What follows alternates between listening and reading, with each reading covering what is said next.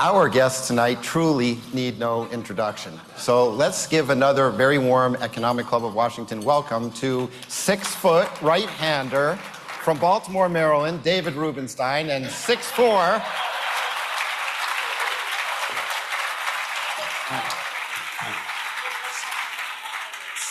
right-hander from Havre de Grace, Maryland, Cal Ripken Jr.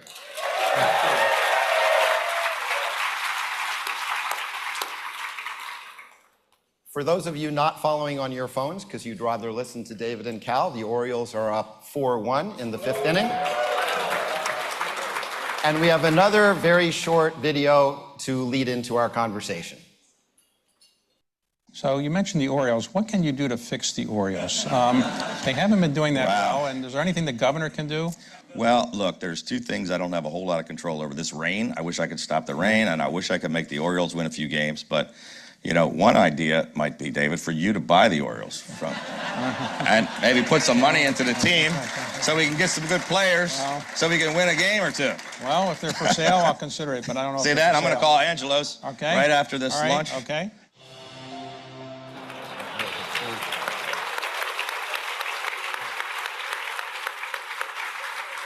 So that interview with David took place in 2018. David, how often does it take you 6 years to make a deal? That's actually the quickest decision I make. Usually it takes me longer, but okay. The governor did suggest it then, and I laughed at it at the time, and I didn't think it would ever happen, but, you know, couldn't predict the future. Well, could you give us a glimpse into your side of the process of buying the Orioles? How is this similar to or different from a more traditional private equity acquisition? Well, you know, when you're ever doing any deal, you always have to figure out what the right price is and do your due diligence and figure out if you have the money that is appropriate, what kind of return you're going to get, and all those issues. Major League Baseball is much more challenging and complicated than doing a typical private equity deal. And this one was a little complicated because we were trying to negotiate it in private, and it wasn't public that the team was for sale. That was a challenge for sure.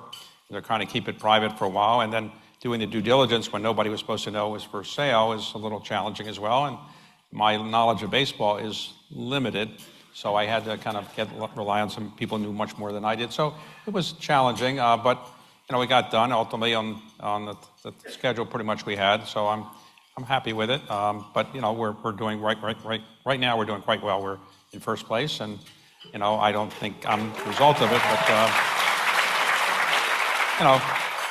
So it worked out okay so far. So I don't have it on video, but I think I asked him 20 years ago to buy the team. You're right. Cal did come to my office one time with a banker friend of his, remember? Mm-hmm. And who's from Baltimore, went to my high school. And he suggested this, and I just said, how this is ridiculous, I'm not going to buy the team, and so forth. But you know, you never can predict where life's going to take you, so it worked out.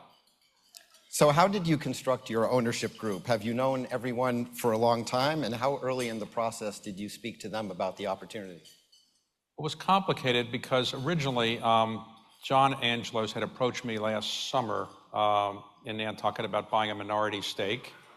And I thought about it, but then I said maybe I'd be interested in buying a minority stake with the path to control at some point. And then ultimately he decided to accelerate the path to control. So I realized then I probably needed to put in more money than I was prepared to put in myself. So I talked to somebody who had once talked to me about his interest in buying a team. That's Mike Arrighetti, who's a very successful financial investor in New York. And he has an incredible knowledge of baseball. And I've been playing fantasy baseball for the same team for 27 years. So he knows something about baseball more than I did. And then I wanted to assemble a group of people that were committed to the Orioles, committed to Baltimore. Either they usually lived in Baltimore, had grown up in Baltimore, and it was a diverse group. It wasn't just a bunch of people who looked like me who thought they were great baseball players when they were little. So it was I tried to put together a good group, and I think we have a very good group. And you know, I'm pretty happy with where we are right now. But I would say I've met a number of people in the process whose obsession with the Orioles is far greater than anything I could have imagined. I won't mention his name, but there's one person who came into the group, and I did an interview with him at his firm. It's a large financial service firm in New York. And he was interviewing me for something. And afterwards, he said, I heard you might buy the Orioles someday. I said, well, I don't think it'll probably happen. He said, well, if you do, call me. I'd be interested. So I called him and thought he might put a modest amount of money. He put a gigantic amount in, but he told me he had not missed seeing an Orioles game for 20 years. So how did he do this? Because he's a financial service guy. He subscribes to MLB.com or something, and he watches every game. He has 4 children, and his 4 children watch every game. And this guy knows every statistic. I can't imagine. But there are many people I've run into who are so obsessed with both baseball and the Orioles that I just realized how little I knew about baseball, because my knowledge kind of ended around the time I was in Little League. I was in a small Little League in Baltimore. It was a Jewish Little League. And, I thought, if you were good in a Jewish Little League, the Orioles would scout you. But it turns out I was wrong. They said that they would scout you for potential owners, not potential players. So, anyway. Cal, did you ever consider joining an ownership group anywhere other than in Baltimore? No, I was extremely excited when David included me in this ownership group. I mean, I've always had a love of the Orioles for a long, long time. I grew up an Oriole fan. My dad was a coach and a minor league manager for the first 14 years of my life in the minor leagues. And you always dreamed about being a big league player.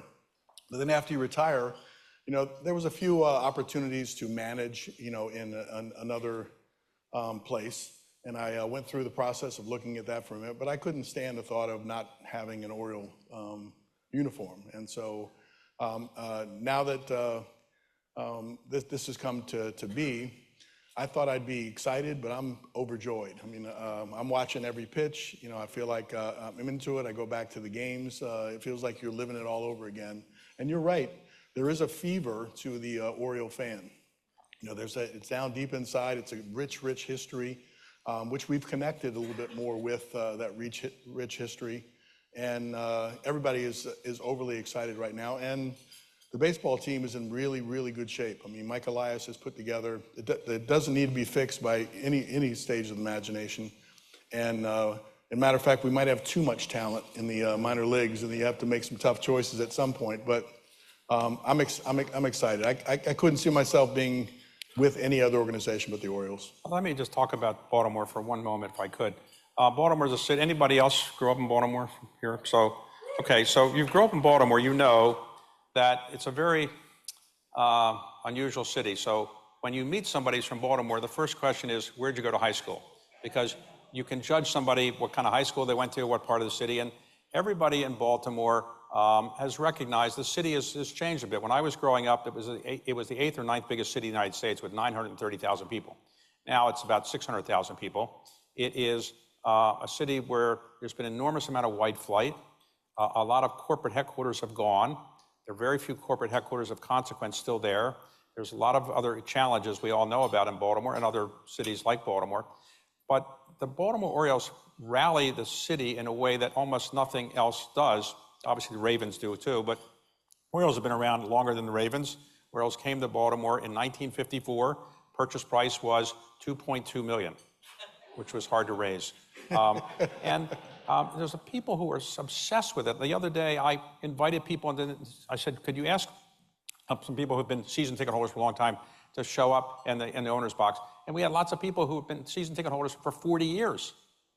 There was a couple of people I met with 50 years season ticket holders. And it's amazing that there are people who are so determined to really be part of it. And it's because Baltimore doesn't have as many great things going on as maybe some other cities. Not New York, it's not Los Angeles, not the nation's capital.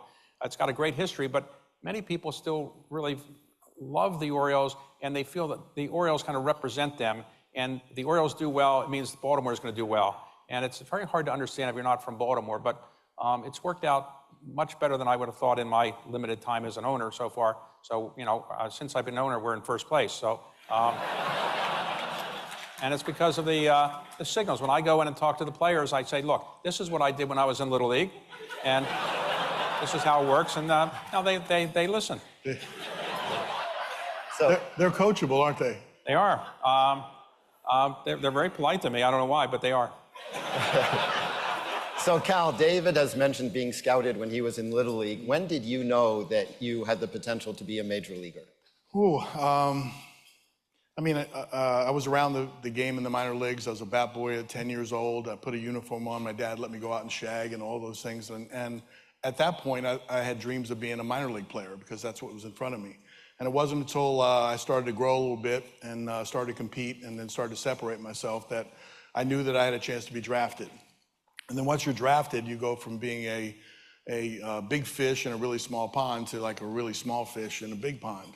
And then it's you against, and most people don't realize this, there's a competition within the team, not just on the other team that you're competing against, because everybody wants to make it, and a lot of people want to play shortstop, and you're competing with that. So you had to measure yourself against the people in your own organization to see if you could move up. And right at AA, I just turned 20.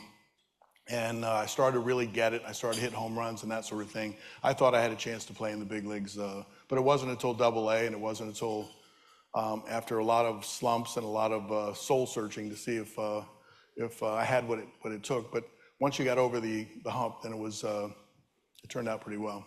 So you were drafted in the second round, straight out of Aberdeen High School. Yep. Do you remember who was drafted by the Orioles in the first round? Yes, a guy by the name of Bob Boyce. He was a third baseman. I got drafted as a pitcher shortstop, and I went to Bluefield. In 64 games, I made 32 errors. Didn't hit a home run in the 64 games. He had a pretty good start, then we both got moved to A-ball the next year. He ended up getting hit in the wrist with a fastball, broke his wrist. They moved me from short to third to fill in. And then things started to really work out better for me. I started to hit home runs, and I started to play the position of third. Shortstop was, things were happening too fast. And third gave me a chance to actually catch the ball first, get a good grip on it, and throw the ball to first base. And that worked out really well. So in some ways, I was mad that Bob Boyce was drafted ahead of me. But then I was happy that he broke his wrist and gave me a chance to play third. Do teams look for anything different today in a young third baseman or shortstop than they did in the days when you were being drafted? I think the expectation for the middle infielders have really gone up over time. You look at, I played shortstop at almost 6'5", 225, and I was considered an anomaly, that you're too big to play the position. I mean, if you said that now, I am too big to play the position. But at the time, you went over there, you had a certain skill set. And I think my success at the position of shortstop, started to change the mindset ever so little. I mean, I kind of think of Magic Johnson being the point guard at 6'9". That sort of success made other possibilities for other people that were bigger that could still be a point guard. So I think the standard now is they look for an offensive player. Usually the shortstop is one of the better athletes on the team. I think the Orioles have drafted like 4 shortstops in succession, and they had to move one to second base and one to third base, but usually they're the players. So I think the standard is still the same, but now you're looking for a two-way player, an offensive player, where before they would look at somebody for their defense mostly. David, did someone attract you or something attract you to baseball, or was Little League your first experience? Well, when I was growing up, that was the sport that I played. It's hard to believe, but I wasn't big enough for football and talented enough for any other sport. And so I played baseball. That was the sport of kids in my era in the 1950s. But it was a different game than it is today. I haven't been as close to baseball as many of you may have been, or to you, or either of you.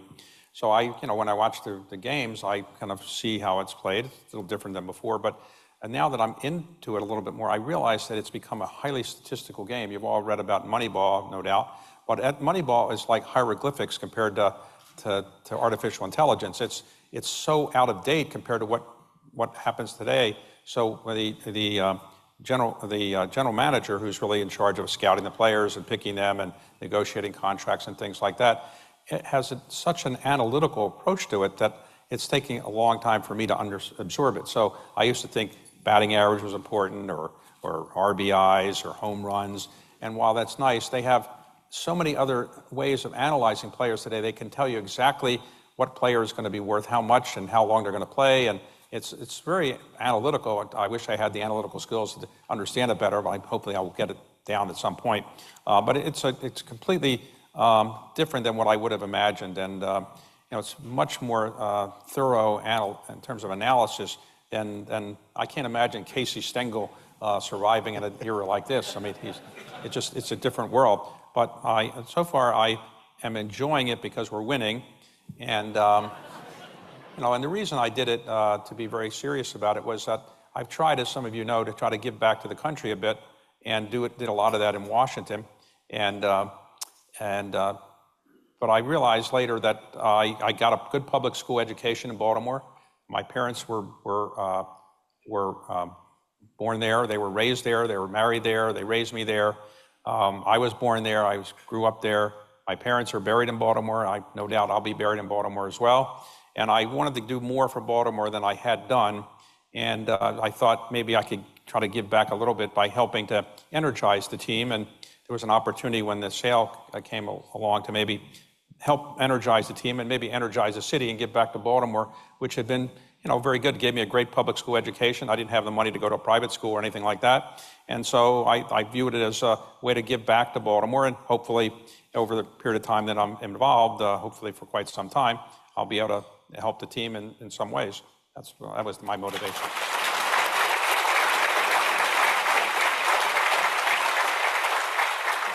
And David, are you going to take advantage of the opportunity to go out on the field during warm-ups or batting practice, shag some fly balls, use what you learned in Little League? Those skills might be out of date by now. But I'm so out of date that when I played Little League, anybody play Little League baseball here? So when I was playing, when you wanted to catch a fly ball, you put out your hand, on the other hand, you have two hands. And so now they just catch it with one, and I can't do that, I'm sure. So no, I think, I will leave that to the players. I've been on the field, walked around it, but that's the most that I think they will let me do is walk around it. But no, I am amazed at how many people are so excited about, the so-called new frontier, the change we brought to the team so far. But we're just at the beginning. We've got a lot to do. We've only been in it for about a month and a half or so. So it takes time, but we have a good team, a very good team. We have a great general manager, Mike Elias, and he's assembled, as you said, some incredible talent. So I'm feeling my way. It takes a while. As any of you do anything, it takes a while. Nobody in your first month or second month of a job is really that expert in anything, but don't count on me to be shagging flies, no. So can I add to the story real quick? When I was 14 or 15, freshman in high school, started to hit the ball out of Memorial Stadium during batting practice. I thought I was talented and skilled. And my dad would always say, go out to the outfield, shag balls out there, let the ball hit the fence, go over the fence and pick it up and throw it in. Don't try to catch it. And then when he wasn't looking, I started to sneak into the infield to see if I could do it. Somebody cut a line drive down on me. I put my glove down and it hit me right in the arm. And I had to roll back to the outfield with one arm hanging like this.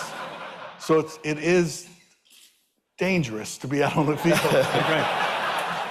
So if I'm going to advise you, I would say no, stay behind the screen. Look, I used to go to the Orioles games when I was little, and I could only afford the bleachers. So I go in the bleachers, like 75 cents or $1.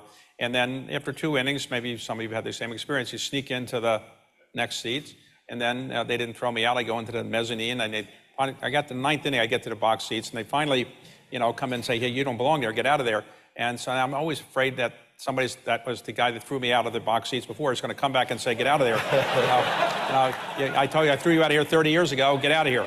I used to, though, take my glove to the game. Anybody ever do that? Any young boys, you take your glove to the game on the theory that the ball is going to know the outcome and you need to have your glove. But actually, no ball ever came to me, so I never actually caught a ball in foul ball or a home run. But, maybe someday, who knows? And speaking of gloves, Cal, when you were growing up, and even in the major leagues, did you take a ball, put it in your glove, put a rubber band around it, and sleep with it under your mattress? No. Yes, in many ways. When you first got a new glove, I was around the minor league guys, and a lot of people molded their gloves in different ways to make it work for them. You had the infielders' gloves were a little smaller, you had because you wanted them a little flat. Outfielders' gloves, they were a little bigger. You wanted them to actually be able to reach farther and catch balls. And the one thing that I saw one player do that was one of my favorite players, he got a brand new glove, he put a ball inside of it, and he took a sanitary sock. Do you guys know what a sanitary sock is? Like an old, they used to wear these white long socks underneath your stirrups, you know, in the old uniforms. And he would tie it in a really tight knot, and then he would stick it in the whirlpool and just drown it in the whirlpool for a while and let it all soak in. And then it would dry for like 3 or 4 or 5 days. And then it would start to bring it out and start to put some stuff in the middle of it. But so everybody has their own favorite way to handle their glove. And I wouldn't recommend, here's another piece of advice. Okay. If you go down and you want to pick up somebody's glove and put your hand in it to play catch, they don't like that at all. Somebody else putting your fingers in your glove because it's already molded. So I don't bring think your they'll own be- glove for that. I think the players are not probably going to be so happy if I'm on the field. So don't worry, I'm not going to be. I think Mark Lerner told me one time he was out shagging flies and the sun got in his eyes and the ball hit him in the head. So he had to go to the hospital. I think he stopped doing that. I think he told me that that's what happened because the sun went in his eyes, but I'm not going to take that risk. So, David, sports is one of the few industries where not all of the owners prioritize the optimization of profits. For you, will the Orioles be more like owning a traditional business, safeguarding a public trust, being part of an exclusive club, or even being the vice mayor of Baltimore? Well, obviously, there's no great answer to that question. Look, baseball is in the major league is a business. If you have a terrible business, you're losing money all the time. You won't be able to get players. You won't be able to keep players. You won't get fans. And so it's a business, but it's also a business where you have a civic obligation, I think, to try to do things to help the city and to give back to the city and do other kinds of things. And there's a responsibility to do that. When the bridge collapsed in Baltimore, I talked to Steve Bisciotti, and he and I agreed that it'd be good for the Ravens and the Orioles to do something together, and we made a contribution that was requested of us. And I think we have an obligation to do more than a typical business because we are such a symbol of the city, and it's important that people really, you have to say to yourself, why do people get so excited about the baseball team in their own city? Why do they do that? Well, because it represents them. It makes them feel good. If the team wins, they kind of feel better about it. And, that's what sports is about, is feeling good and rooting for your hometown team. And Baltimore, really has a lot of challenges, and it's got some great things going for it. Now, I think the Orioles really mean a lot to the city, maybe more so than many other teams mean to other cities. So I think we have a great opportunity now to kind of really help energize and re-excite the city in many ways. We'll see what happens. But I would like to talk about Cal Ripken a moment. When the opportunity came along, I did call Cal. I think he was the first person I called and said, I'd like you to be part of the group, in part because he's been the symbol of the Orioles for such a long time. And I thought the people in Baltimore and the fans would be so excited to see him more visibly involved than he had been in recent years. So I really appreciate your doing that. And he's brought us a lot of good luck. I was there the other night, and he was there. We won a game. And so he's a great fan. And obviously, when the players are seeing Cal Ripken sitting there, I think they're kind of motivated to do even better. So I'm very happy with your involvement in it, and thanks for doing it. So, thank you. So I'm assuming you knew a former owner by the name of Edward Bennett Williams? Yes. Yes. For those who aren't obsessive about the Orioles, originally they were called the Milwaukee Brewers, actually, and then they transferred to become the St. Louis Browns. 1954, they came to Baltimore, and for a purchase price of $2.2 million, which was hard to raise. It was owned essentially by Jerry Huffberger, and he sold it in 1979 to Edward Bennett Williams for a purchase price of $12 million. It was supposed to go to Bill Simon, and then ultimately that didn't work out, so Edward Bennett Williams borrowed the money. He bought it for $12 million. And he owned it his family owned it until he passed away, and it was sold by his widow to Eli Jacobs, who did a leveraged buyout of it and didn't have enough equity in it. And then when he had financial problems, it went into bankruptcy. And then the team was sold by, I think, Eli Jacobs to Bill DeWitt, who later wound up buying another team. But then in bankruptcy court, Peter Angelos came in and had the winning bid. And so he bought it for a net price of roughly, I think, $150 million. And he bought about 70% of it, and 30% was from other people in the city, Baltimore, Tom Clancy, Pam Shriver, Baltimore business people. And they've owned it for 30 years. And so many of them who are still investors in it are going to roll. They want to keep their stake in the team, and they've had it for 30 years. They want to keep in, which they can do. Obviously prices have gone up. So it went from 2.2 million to 1.6 or 7 billion, depending how you count. So there's been a lot of inflation in baseball. So the reason I brought that up about EBW was he owned the club when we won the World Series in 1983. We had 2 8-game losing streaks in the middle of that season, and he was a little frustrated with the losing streak. So he came in and gave us a speech. And he came in, and it was like we were members of the jury. He was a trial attorney, and he was walking around with his hands behind his back and talking, and he made all the sense in the world. But the gist of his speech was contest living. We perform in front of the public, all the time. And he said, you got to remember, in your world, you could lose 60 times a year and still win 102 games. And he goes, I can't make a living if I lose that much. Nobody really got it. But I bring that up is you can't live and die on wins and losses each day. You're going to kill yourself if we're worried about losing. Because last year they won 101 games, which means they lost 61. So it was the 100 wins of the season is great. They won the American League East. They didn't do so well in the playoffs, but maybe that's an adjustment that when you go to the games, you can't win all of the games. Well, look, when I was chairman of the board at Duke University, I used to send hand signals in to Coach K, say, this is what you should do. And he won a championship. So maybe I'll just give a little hand signals to the manager. Maybe that's what I should do. We'll see. So,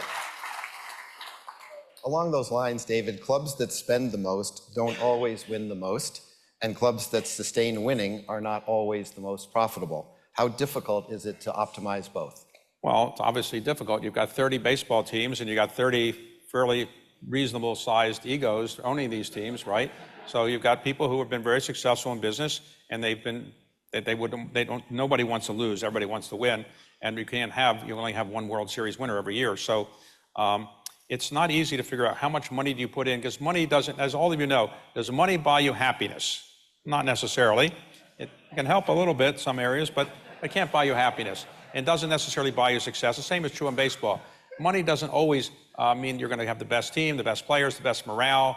It's a complicated mixture of things that have to come together, and it doesn't come together that easily.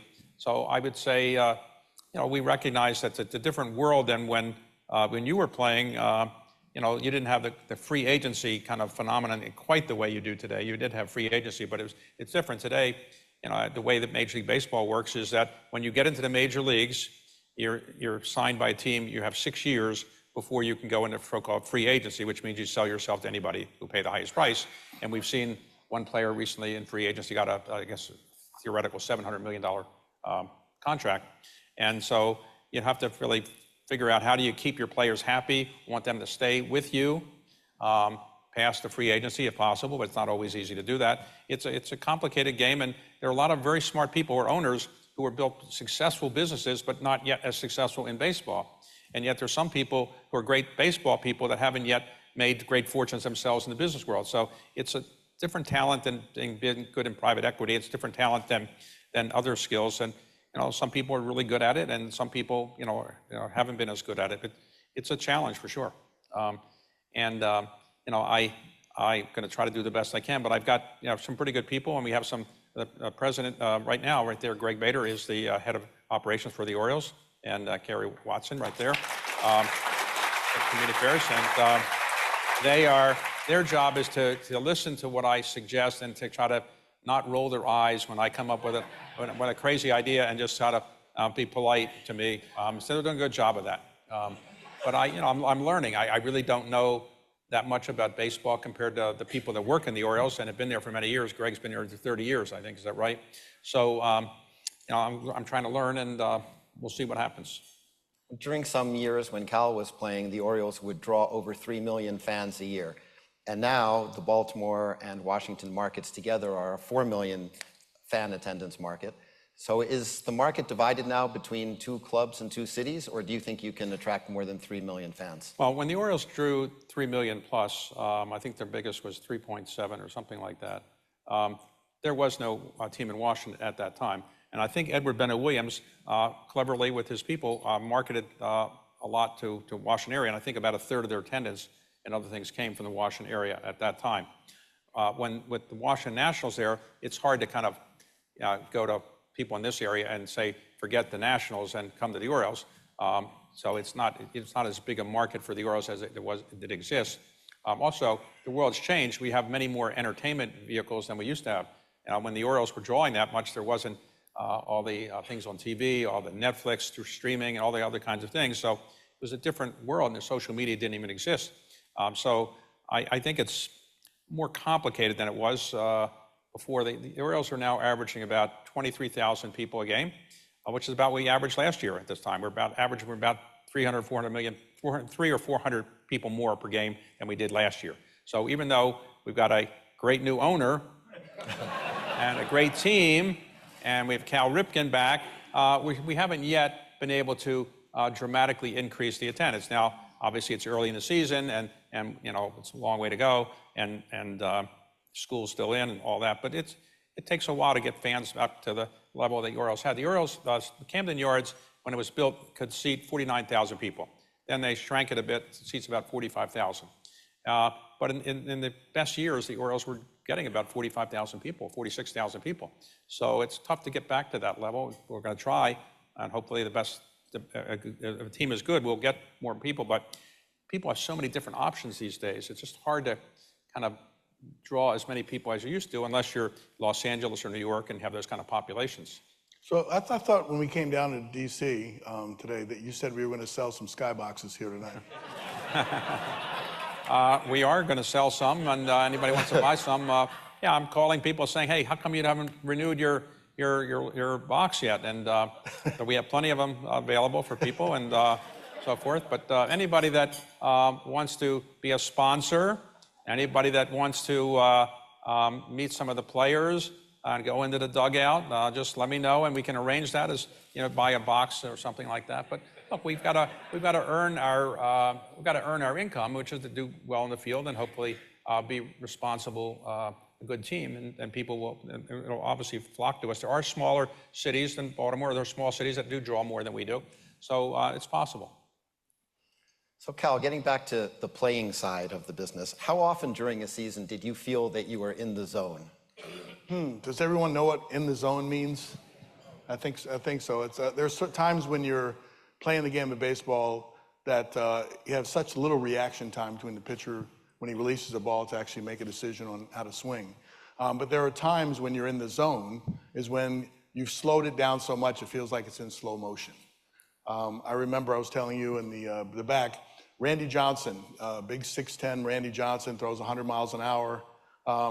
In Seattle, that one time I was standing at home plate, and you're trying to catch up to his fastball. You can't quite catch up to it. It's 2 strikes, and I'm thinking to myself, okay, he's going to throw that breaking ball. He tries to break it down and in on me, so I'm looking for the breaking ball. And this is really what it happened, was that I'm looking out there. He released the ball, and I'm thinking it's going to be a slider, and I go, that's not a slider. That's a fastball. That looks pretty good. I think I'll swing. And I swing, and I hit the ball, and it starts to go. I hit a homer out of center field. And as you're starting to run down the bases, then it all comes back to live speed again. The sound comes back in. It's very quiet. Now, you'd like to be in that state of mind every single time you go to the plate. And the hard part is you're battling your concentration and your focus and all that kind of stuff. It's pulling on you. But when you're in that mode, you don't want anybody talking to you about, how did you hit that? What happened? You just want to ride it out.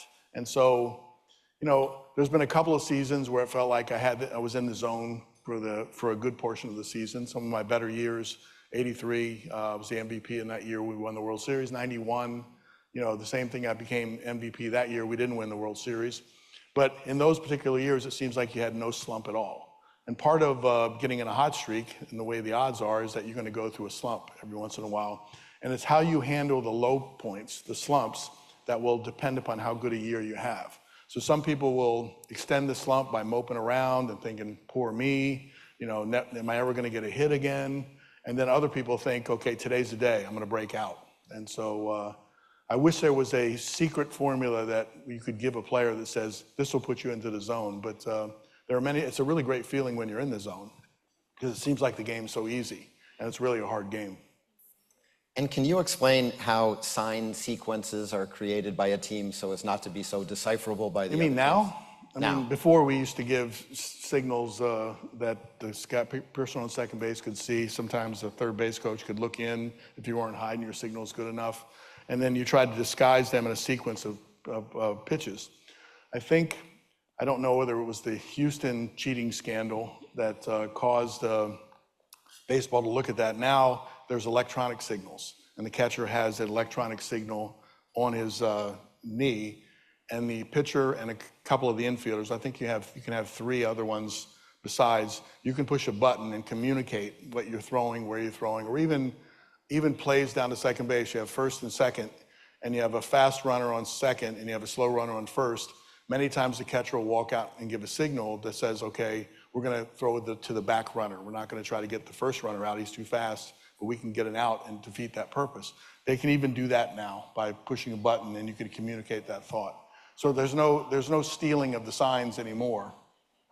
Early in the year, we had a little bit of a skirmish or a baseball fight or a baseball argument where all the bench is clear and everybody just yells at each other. It happened at Milwaukee, when Milwaukee was in town. Evidently, when we gave a catching sign high, we're going to call for a high fastball, they were calling out of the dugout like a special word that would tell them that's a high fastball. And they hit a couple of homers on the high fastball. So our catcher, James McCann, decided to say, we know what you're doing, you better cut it out. And then that caused a thing on the field. But everybody's trying to find an edge, and that's been happening in sports for a long, long time. When I first went in to play in Chicago in the White Sox, old Comiskey Park, I was told that there's a guy that sits in a scoreboard with a pair of binoculars, and he's looking at the catcher's signs, you know, and normally if nobody's on base, you just give 1's a fastball, 2's a curve, 3's a slider, wiggles a changeup, those sorts of things. And it's a huge advantage if you know what's coming. And the guy out there in the scoreboard, they had a light switch next to him that lit one little light bulb underneath the concourse of the lower right-hand side. And we knew this because one of the players played for them and came over to our team and told us that. And if you start looking up as a hitter, you can't tell it anyway, but if they turn the light on, it's a fastball. If they don't turn the light on, it's an off-speed pitch. And so that stuff's been going on for years, trying to find. On second base, I was pretty good at deciphering the codes. If you're on second base for a few minutes and you see the catcher putting his series of signals down. I was a middle infielder. We used a lot of the systems. I could figure it out probably in 3 or 4 pitches what you were using. But I always thought to my advantage, I can see that. And then if I see a curveball in the dirt, maybe I try to take third base. But I never gave a sign to the hitter, and I never asked for the guy on second base to give me a sign, because I thought the competition should have been between me and the pitcher, not me, the pitcher, and the guy on second base. When you have a dispute, I'm just curious, why, when you go to an umpire, why do you have to go right up to him like this? Why can't you just stand back and he could hear you? Why do you have to go right to his face? I mean, I just wonder, why do they do that? Your guess is as good as mine. They turn their hat around like Earl Weaver. You guys remember Earl Weaver? He was famous for getting thrown out of the game, and then sometimes you would argue and get so close that the bill of your hat would hit, and the umpire's bill or the mask would hit his face, and then sometimes he would take his hat around and turn it backwards so he could get closer. So I think it was all in trying to intimidate or try to get your way. David, have you ever used signs with your Carlyle colleagues when you're negotiating a PE deal? No, we don't quite do it that way, but at least I don't think so. No, obviously negotiation is a different kind of situation than when you're on the field. I didn't know quite how sophisticated it was now, but it's a much different game than 1950s, 60s, or 70s, but because there's electronics involved, there's much more data. Like, for example, every pitch, I think, they have a photograph of every pitch, and they know the speed of every pitch. And for example, there's a statistic that never existed before, which is the speed of the ball is leaving, the velocity of the speed is going off the bat. So the other day, Ohtani supposedly hit a home run where the speed off the bat was 119 miles per hour, which is a lot. And those statistics didn't really exist before, but there's so many different ways to look at these games today. And I guess a lot of people who love the numbers are fascinated by these kind of things. So next time we go to the game, I talked to Adley Rushman because I'm curious to know what those buttons are too. If you want to, we'll go in there and ask him. I think he's not going to tell me, but okay. David, what personal qualities do you think are undervalued in business today? And Cal, what player traits were more valuable back in your day than they are now? I'd say humility is probably undervalued a bit. You don't see as much humility maybe as you might want. I mean, people think they make a lot of money and they think they're a great human being because of it. I think humility would be a virtue that more people should probably think about. So I agree with that. I mean, it's always good to be humble and kind of let your bat or your glove do the talking on the field. I always found that was a good way to do it. When you're thinking about what traits, I think there's such a thing as baseball smarts. There's a book smart. You could do really well in college and all that kind of stuff, and you could be pretty baseball dumb. Or it could be the opposite. You might not be that book smart, but you really have good instincts on the baseball field. One thing I think is undervalued now in all the analytical things is the understanding and the instinct and the knowledge of what's going to happen. What is the complication of each situation. Situational baseball has kind of gone out with a philosophy that we'll sit back and wait for a homer. And the thing that's undervalued, which I think is coming back a little bit, is the hit and run or somebody bunts the ball. You'll start to see Cedric Mullins try to bunt. Milwaukee had a couple hit and runs and bunts on us. There's a way to play the game when the pitcher is so tough that you need to actually try to find a way to manufacture a run. Now, the Orioles do a good job of stealing bases. That's part of it, that you can create, like Mateo steals second and steals third, and then you get a run on a ground ball to second base in many ways. So I think that's a little bit undervalued, but I think it might be coming around, is that some of the small little things, you give yourself up by hitting the ground ball to second base when the guy's on second base, and you advance him to third with now it's only one out, and the guy hits a sacrifice fly and scores. You haven't really got a hit, but you've made a team a productive out, is what they call it. But I think that's a little undervalued, but I think that's coming back. So, I think a fair question is, why should some people in Washington, D.C. want to go all the way to Baltimore to watch a baseball game? I know many people weren't thinking about that, right? So the answer is, we have a great team. It only takes about 45 to 50 minutes if you drive there. We have a historic stadium. We have better crab cakes than you're going to find anywhere else. We have a great fan base and excitement, and also a team that is really a young, exciting team. And I think watching that is exciting. But also, when you go to a baseball game, it's different than it was many years ago. To be honest, the games were a little long for a while. They were 3.5 hours at some point, and today 3.5 hours is a long time. So the games are now maybe about roughly 2 hours 15, 2 hours 20 minutes, something like that. That's because they've changed they have a pitch clock, and the bases are bigger, and they've changed the rules. And the game is not going to take you that long to go to Baltimore, watch the game, come back, and you can be back in your bed and by 11:30 or something at night game. So everybody, how many people here have been to Camden Yards? Anybody? Okay. Yeah. All right. So how many people want to go again? Okay.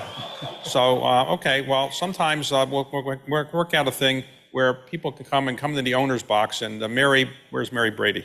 Mary was there the other day, and Mary can work out if you want to come to the game and be in the owner's box, and that's a big challenge too, because if you're in the owner's box, the challenge is how you can avoid gaining a lot of weight. They have a lot of food there, and I'm trying very carefully not to eat too much because they serve nice food, but Mary can figure out a best way to get members to come to Camden Yards, see the historic Camden Yards, see Cal Ripken sitting there behind home plate and other things, and hope you'll come back again as a paying customer at some point.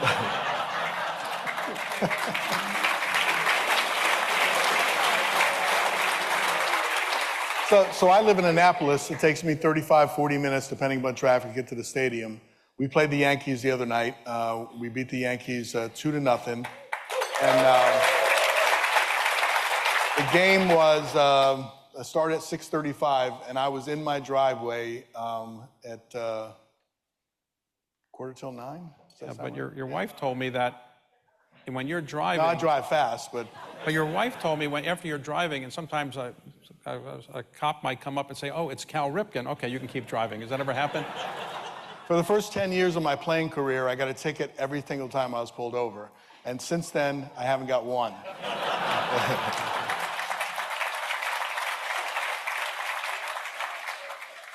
So, Cal, when you were inducted into the Hall of Fame with 98.5% of the votes in your first year of eligibility, which is one of the highest percentages of all the greats who have ever been inducted, do you know who the 8 voters were who did not include you on the ballot? You better believe I do. No, I don't know. And in my particular year, there was, how many is it, 8? There were a number of people that didn't fill in a ballot at all. And it was considered for a protest to the steroid era. And I'm thinking, well, that kind of penalizes me. I'm not a steroid guy, so why are they going to put that on in Tony Gwynn in my induction ceremony? But there were people that did not turn in a ballot. They turned in a blank ballot, which hurt your percentage. But yeah, I know who they are. Wow.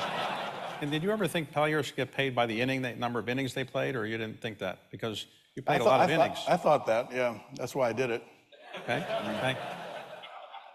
Yeah, so you've probably been asked more than 2,632 times about your untouchable 2,632 consecutive game streak. So David, I'm wondering, do you have a streak you'd like to talk about? Well, it's nothing. You didn't go streaking, did you? I'm sorry? I'll tell you, well, the only one I'll mention I can think of off the top of my head is when my father died. I'm the only child. My parents were living in what I call a suburb of Baltimore, West Palm Beach, Florida. My mother lived to be another 6 years or so after my father passed away, and I resolved that I would call her every single night, which I did. Awesome. And so, to me, that was my streak. So, for all of you who have elderly parents, and my parents were in their 80s then, nothing makes a parent happier than hearing from their child. So all of you who think about how many times you call your parents every week or so, think about doing it daily, and you'll make your parents a lot happier. Okay. So we've given no trade protection to David Rubenstein. We're not trading him to the Economic Club of New York or Chicago or anywhere else. Cal, were you given no trade protection when you were playing? Yes, but it was a painful path to get that.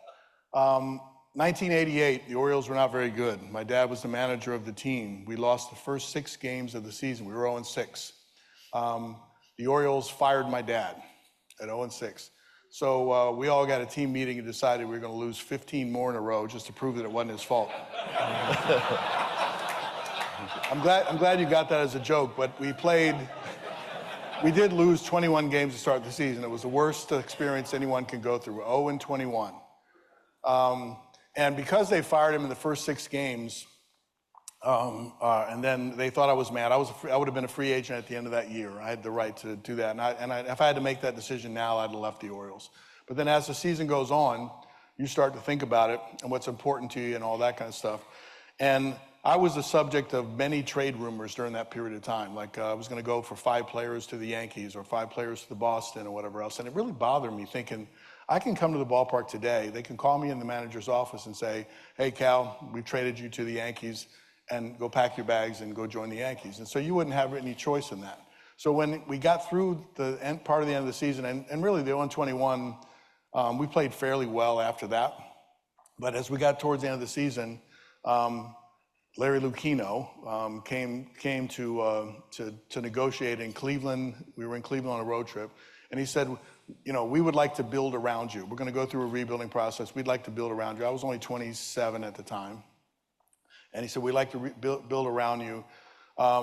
Let's talk contract. So we came to terms with what the contract was, and I said, but I'm going to need, if I'm committing to you, I want you to commit back to me in the form of a no-trade clause. And they said, well, the Orioles have never given a no-trade clause. And I said, well, that's what I need is a no-trade clause, because I don't like this feeling. I want to know that I'm going to be here, not that you're going to sign me to a contract and then I'll be better for a trade. And he said, okay, he stepped out of the room for 30 seconds or 35 seconds as if he was calling Mr. Williams.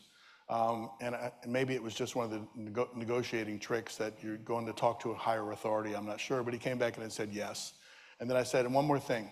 I mean, I play basketball in the off season to stay in shape, and I haven't missed a game. I want protection in my contract that says I can play basketball in the off season, and I got that too.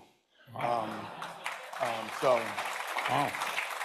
But the no-trade clause is really important because after you go through that whole soul-searching thing and say, what is important to you? I'm from here. I want to be here. It was horrible what happened. We're going to go through a horrible period of rebuilding, which is not going to be fun. But if I'm going to do that, you know, I want to know that I'm here. So I was able to get a no-trade clause, an absolute no-trade clause. Still play basketball or not so much? No, I'm too old for that now. Could you dunk the ball when you were? Oh yeah. Wow. Tom McMillan can attest to that. Really? Wow. So my theory was I mean, always he could dunk without jumping, but. Well, my theory was always if James Naismith had been Jewish, he would have put the thing at about 6 feet so that people who are Jewish could dunk the ball, but I guess he wasn't. Okay. So, Cal, from what you've learned during the course of your playing and business careers, is playing shortstop for the O's a higher calling than private equity? Yes. I don't know. I mean, I'm sure a lot of people dream to become, to go into private equity. But there's a lot of kids and make that kind of money. But there's a lot of kids that grow up wanting to be a baseball player. It's sad to me, and part of the reason I got into developing a kids business to have kids experience maybe what it would be like to play in the big leagues is best, because you realize of all the kids that wish that they could be big leaguers, only this many of them get a chance to actually do what I was able to do or what my brother Billy was. And so we try to bring that experience all the way down to the kids. So because people want it so bad, and then they have to face the fact at some point that they can't make it and they have to do something else, I'd say it's a pretty valued position. Absolutely. So, David, the lease of Camden Yards was recently extended, and there's been a discussion of developing the area around the stadium. But across the country, we're seeing pushback about using public funds or providing incentives for stadiums. How do you see this public-private balance evolving? Well, why do municipalities or states put up money for stadiums? Well, obviously, they think there's some economic benefit. Now, there are obviously some professors who'd say that the economic benefit is not as great as some of the politicians think. But in the end, if you've got all these political figures in so many states doing this, maybe there's something to the economic revival or economic strength that you get from having a good team and a good stadium. In Maryland, I haven't seen that kind of pushback. Maryland built in the 1990s 2 great stadiums, Camden Yards, which became a historic stadium. It's now 30 years old, and in the football stadium for the Ravens.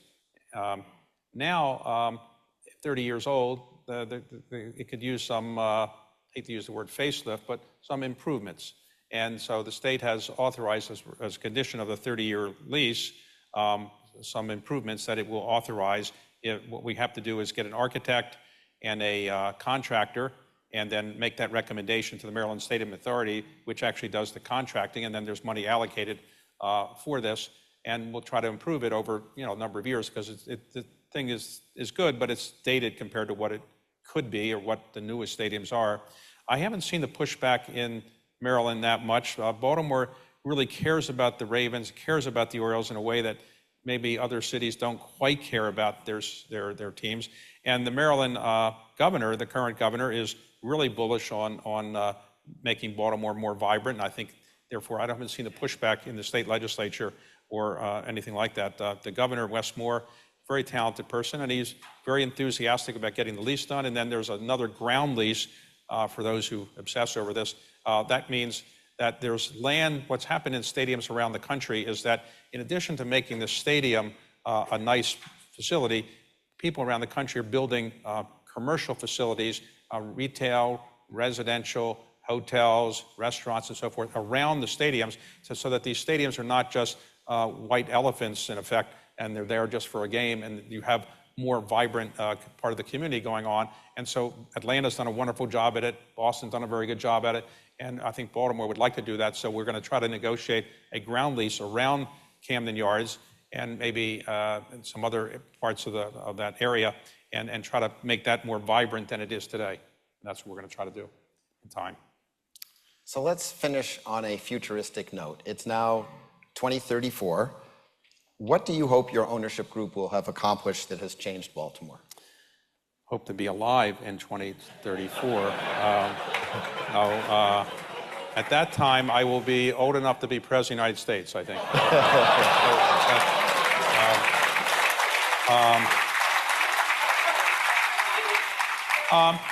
Look, what I hope we can do by 2034 is to have people realize that the Orioles are a first-class organization with first-class players who want to be there for the bulk of their career, and that Baltimore has been revived as an economic powerhouse. Remember, Baltimore in old days was the second biggest city in the United States. When I was growing up, as I said, it was about 8th or 9th biggest city. So its population has gone down a fair bit. And what I'd like to do is revive it, get more corporate headquarters there, and make it a place that people want to visit, not just for business, but as a tourist place. And so I hope all of you, when you do come to the Orioles games as paying customers, you'll stay and get some of the great seafood that are there, walk around the Inner Harbor, and other things. But again, anybody that wants to come, sit in the owner's box. Mary Brady will work it out with you, and happy to see all of you there. So I'll answer that. In 10 years, hopefully we'll have won 2 or 3 World Series. Okay? That's right. Well, that's a fabulous and optimistic note to end on. Thank you both very much for this engaging conversation. And the Economic Club of Washington has some gifts for you. Okay. Cal, this is a replica antique map of the city of Washington. Thank you very much. Thank you very much.